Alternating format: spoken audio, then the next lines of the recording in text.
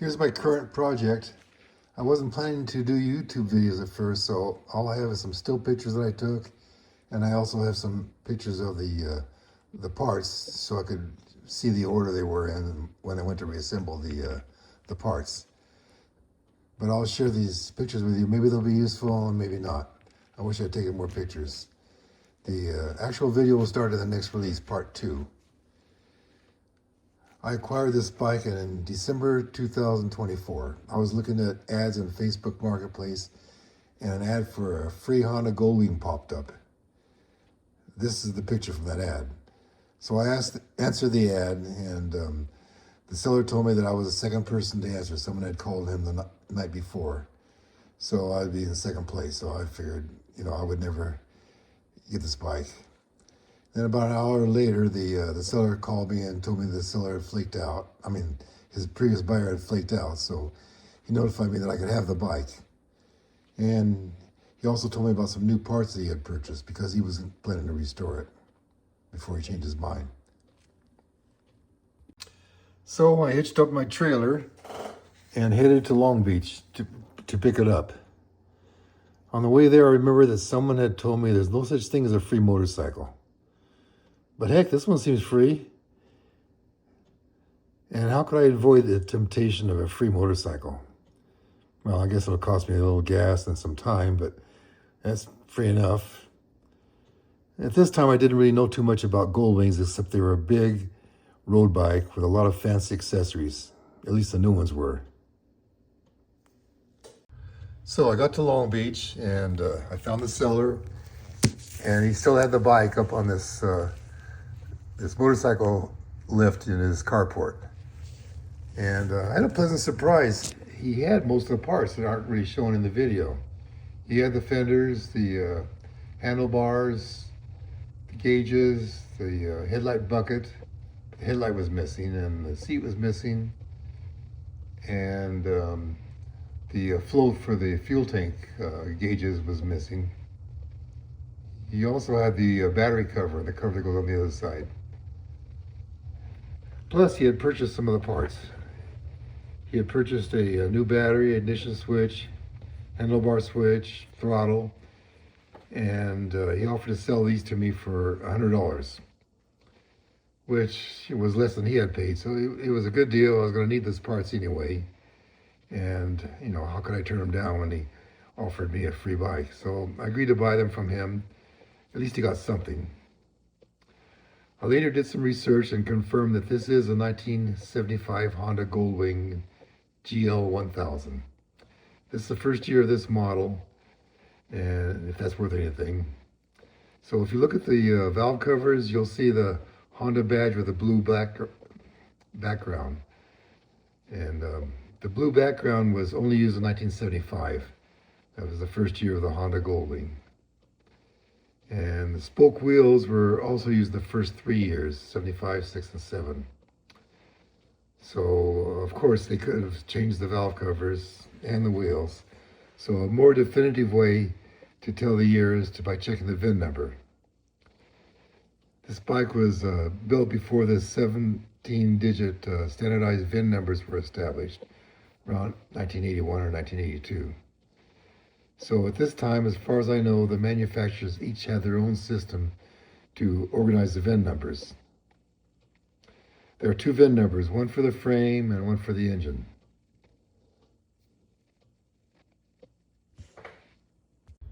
Here's the VIN number for the frame. You'll notice that it starts with a GL1 hyphen, and that stands for a GL1000. So we know it could be a year 1975 to 79 because that's the 5 years that they made the GL1000. It's located on the steering neck of the frame. The following 7 digits after the hyphen are 1 followed with another string of numbers. The 1 stands for 1975, and then in this case it's 009595. That's the actual serial number. It's a sequential number. So that's unique for each bike, that part. If it had a 2 after the hyphen, it'd be a 76. A 3 would be for 77. And for 78, it would have a 4 and a 0. For 79, it would be a 4 and a 1. So this would be a 1975 GL1000. The VIN number for the engine was located on top of the engine towards the back. And you can see it from the right side of the bike. It is a number that's in format similar to the frame number, except that the GL1 is replaced by GL1E. At this time, there was no attempt by Honda to make the engine numbers and the frame numbers match. There were no matching numbers back then, but they're usually close. Say a difference of a couple hundred, maybe, more or less. I mean, there's no rule. Okay, in this case, the engine VIN number is GL1E. It shows a GL1000, and then the 1 on the second line means it's a 1975, and then the 009711, that's the actual serial number, VIN number. Okay, that's enough for VINs. Let's get back to the bike. The seller and I put the handlebars back on the bike to make it easier to handle. And we two old men huffed and puffed and pushed the bike back onto the trailer. We would push it a little bit, stop, put it down on the side stand, take a little break, and then push a little further. And we finally got it up there and tied down. The front tire was old and cracked, but it was aired up and hard. What made the bike so hard to move was the weight, and also, even more so, was the rear tire was low and wouldn't take air. So we finally got it up there, tied it down, and here it is, loaded up, and we're still in Long Beach, getting ready for the ride home. I'm back home in Riverside now, and I got the motorcycle off the trailer and onto my motorcycle lift. But it was really hard because I'm by myself and the bike doesn't roll very well. Unfortunately, I don't have any videos or any pictures of me struggling to get the bike off the trailer. So I'll tell you how it went. I used a come-along that I purchased years ago to stretch out a chain link fence. And it took a long time. I would pull the bike back a little bit and then brace it up so that it wouldn't fall over, then reattach the come along and pull it back a little bit more until I finally got it off the bike. And then I did a similar procedure to get it back onto the ramp.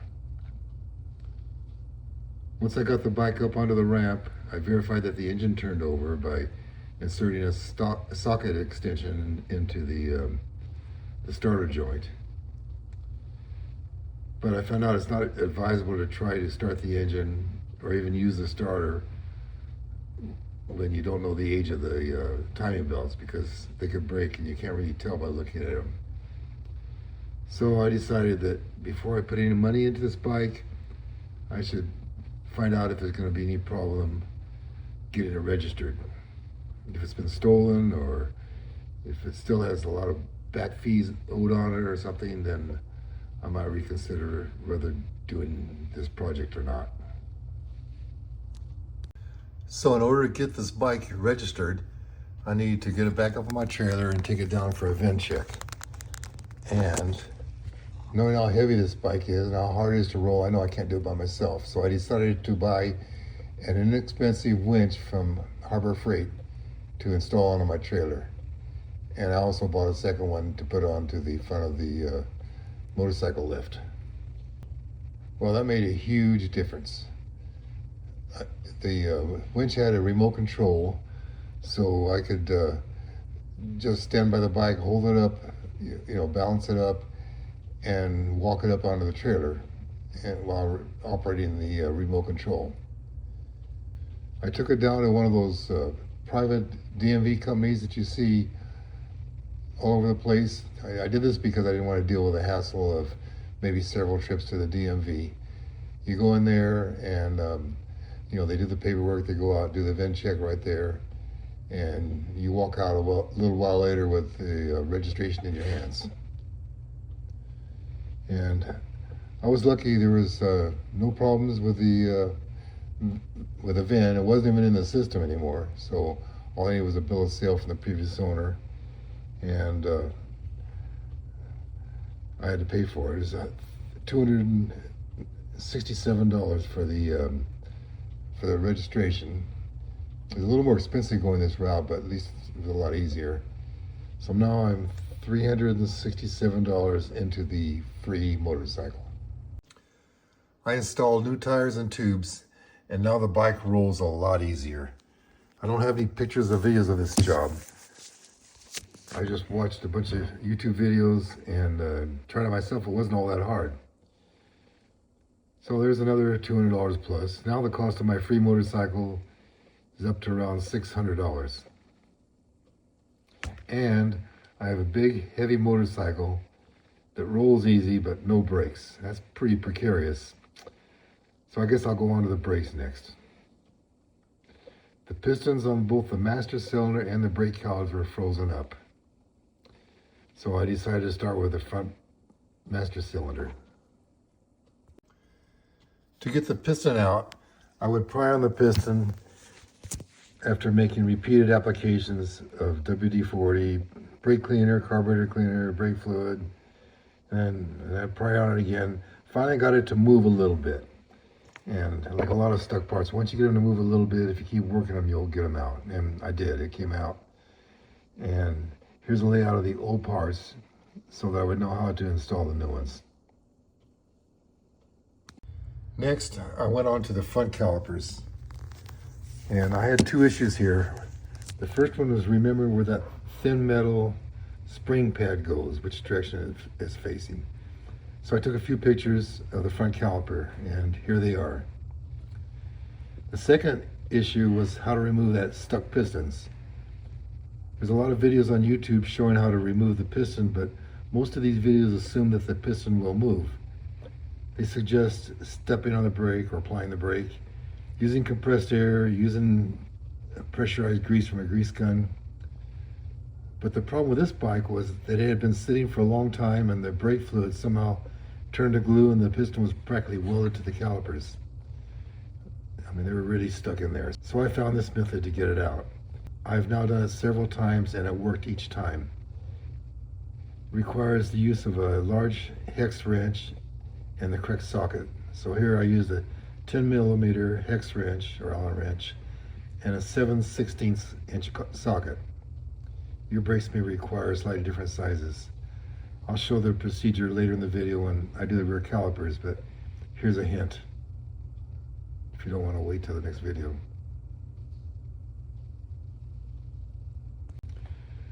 So I ordered the kits from eBay for the front master cylinder, calipers, and brake pads. I cleaned everything up, installed the parts and brake fluid, and bled the brakes, and now I have front brakes that are working. Now I'm moving on to the rear brakes. The rear master cylinder is really tough to get out. There's really cramped spaces. You can hardly get your tools in there or your hands in there. But I did manage to get the master cylinder out. And now I have to get the stuck piston out. There's nothing to pry on this one, so I soaked it down with brake fluid, carburetor cleaner, WD-40, brake cleaner. I don't remember if I tried heat or not, but since there was nothing to pry on, I tried pounding the piston further down into the cylinder. I know there's a spring under it, and I was hoping that would push it back. So after a little while, it started to budge a little bit, and then it finally gave way and the piston came out. Maybe I was lucky, I don't know, but I'll try it again on another bike. Unfortunately, I didn't get any pictures of the piston after I took it out. So this layout just shows the master cylinder, you know, with the piston still stuck in. For the rear calipers, I took a few still pictures showing the layout of the parts and a short video showing how to get the piston, actually the two pistons out. Okay, I had to move it over to my heavier duty vise, and I was trying to pull on it and it wouldn't budge, so I got a persuader, or a ratchet extension with a socket on it. Pull it back and forth. Once I finally got it to budge a little bit, and I squirt some WD-40 on it, and go back and forth a little bit, then what I plan to do is start going back and forth and exerting a little bit upward pressure with a screwdriver. When I was working on the front brakes, I noticed that the new parts that I was installing didn't really look much better than the old ones that I was removing. So for the rear, I just cleaned up the old parts and reinstalled them. I did, however, purchase some new brake pads, but I'm not sure if that was necessary. So the brakes are working fine now. So with the brake parts and a couple of manuals that I purchased, I'm into this project for another $200 for a total cost of around $800 for my free motorcycle. I found a pretty nice seat on eBay. It's not original equipment, but it'll look pretty good on this bike. So my free motorcycle gobbles up another $100, increasing the total to $900. Finally, I can start checking out the engine. The only thing I've done so far is to insert a long half-inch socket extension into the Kickstarter joint to confirm that the engine was not frozen. And I haven't done anything else. I haven't been able to check the compression or the spark. And the reason for that is you shouldn't try to start it or even use the starter until you know the condition of the timing belts. And you can't tell by looking at the belts if they're about to break. And if they do break, they can the engine could get ruined. The pistons can hit the valves and break something. So I can't really do anything else until I replace the belts. So I shell out another $100 for new belts and some spark plugs. And that brings the total up to $1,000 for my free motorcycle. I guess the guy was right. There is no such thing as a free motorcycle.